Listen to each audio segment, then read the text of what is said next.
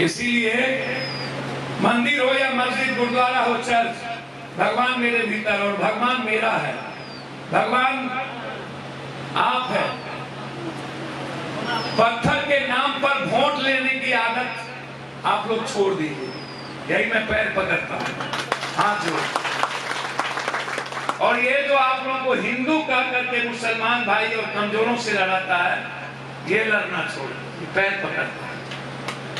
जिस दिन आप पत्थर उठाना बंद कर दीजिएगा और लड़ना छोड़ दीजिएगा, पप्पू यादव सब कंगाल हो जाएगा। ख्याल रखिए, हम लोग पप्पू यादव, पप्पू झा, पप्पू शर्मा, पप्पू सिंह तभी तक मस्त हैं जब तक आप अशिक्षित हैं, बेरोजगार हैं, जब तक आपके हाथ में काम नहीं है, तब तक पप्पू यादव की नेतागिरी चल रही है।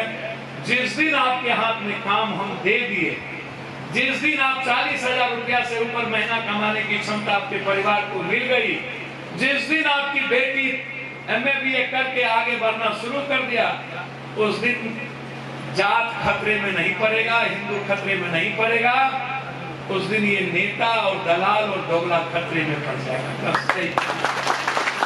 जात और धर्म तभी तक खतरे में है जब तक हिंदुस्तान के गरीब को, दलित को अवसर नहीं मिले। यही कहना चाहेंगे, इससे ज्यादा हम अपनी भावना आज कुछ नहीं। आप अब तय करिए, आप खुद अपने आप में पप्पू हैं, पप्पू बनकर के आप इस लड़ाई को लड़िए। यही मैं कहना चाहूंगा। बहुत बहुत धन्यवाद के साथ आपका अभिवादन करते हैं कि 400 से नीचे मजदूरी होनी ही नहीं चाहिए।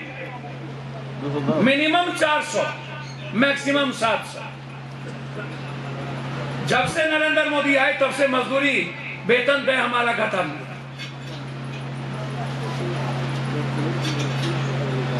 मंडी सिस्टम को लागू करिए और बाजार समिति को पुनः आप लागू करिए।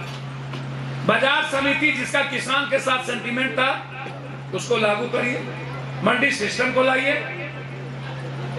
और आज संकल्प लिया गया है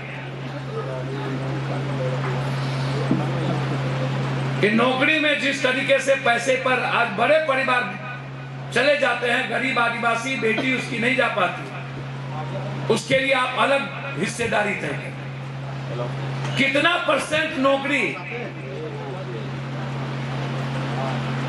आप आरक्षित करते हैं, ये इंपॉर्टेंट। इसीलिए हम निजी क्षेत्र में आरक्षण का हम लोग डिमांड करते हैं। किसी भी कीमत पर निजी क्षेत्र में आरक्षण के बगैर अब दलित, आदिवासी, कमजोर तबके के लोगों के लिए कोई रास्ता नहीं। इसलिए आज इस संकल्प के साथ पूर्णिया से हम लोग भारत के PM से चाहेंगे, जिसकी जितनी जनसंख्या उतनी भागीदारी। देश में यदि 20 से 22% दलित आदिवासी है तो आप उसी तरह मुख्यमंत्री की भी हिस्सेदारी तय करें, PM की और CM की भी हिस्सेदारी तय करें। राजनीतिक हिस्सेदारी आवश्यक है। और 1 नेशन 1 हेल्थ 1 एजुकेशन हम बार बार कहते हैं कि जब आप अत्यंत पिछड़ा दलित आदिवासी करते हैं तो उसके लिए यह इंपॉर्टेंट है। बगैर 1 नेशन 1 एजुकेशन के, 1 नेशन 1 हेल्थ और 1 जॉब के आप अत्यंत पिछड़ा या जाति जनगणना करके कुछ भी नहीं कर सकते। वोट तो पहले भी लोग दे रहा था, यही जाति तो थी। बस इतना है कि राम 5%, कोई इतना कोई इतना, हम इतना, जो पहले भी हम जानते थे। वोट का अधिकार तो था ही। अब यह जानना जरूरी है कि हमारी आर्थिक, शैक्षणिक, राजनीतिक और सामाजिक हमारी भागीदारी कितनी है। उस आधार पर हमने निजी क्षेत्र का आरक्षण, किसानों को कृषि उद्योग का दर्जा और हमें अवसर मिले करने का, बढ़ने का, हमारे अवसर को ना छीना जाए, हमें भ्रष्टाचार का बलि ना चढ़ाया जाए और हमें सम्मान के साथ जीने का अधिकार मिले, हमारे साथ न्याय हो। इसीलिए आज ये बैठक हम लोगों ने बुलाई थी।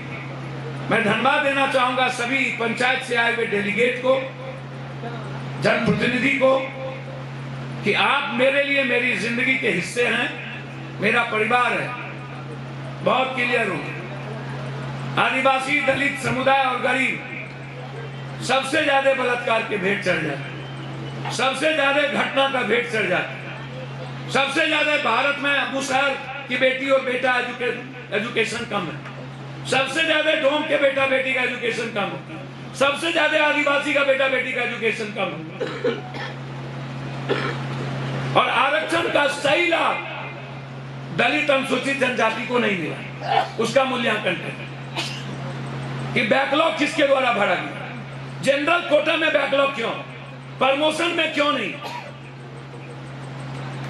क्या सही माने में 27% आरक्षण इतने दिनों के बाद जब से मंडल कमीशन लागू हुआ, क्या नुनिया, चंदनसी, शर्मा, ततमा, जोल्हा, कोरी, कुर्मी, जादव, पासवान, राम, स्ट्रोम इसको मिला? क्या इसके बच्चे बढ़े? तो आरक्षण का भी मूल्यांकन आवश्यक है। और यहीं से हम आवाज दे रहे हैं, यदि हमारे बेटी और हमारे सम्मान के साथ खिलवाड़ हुआ तो लड़ाई आर पार होगी।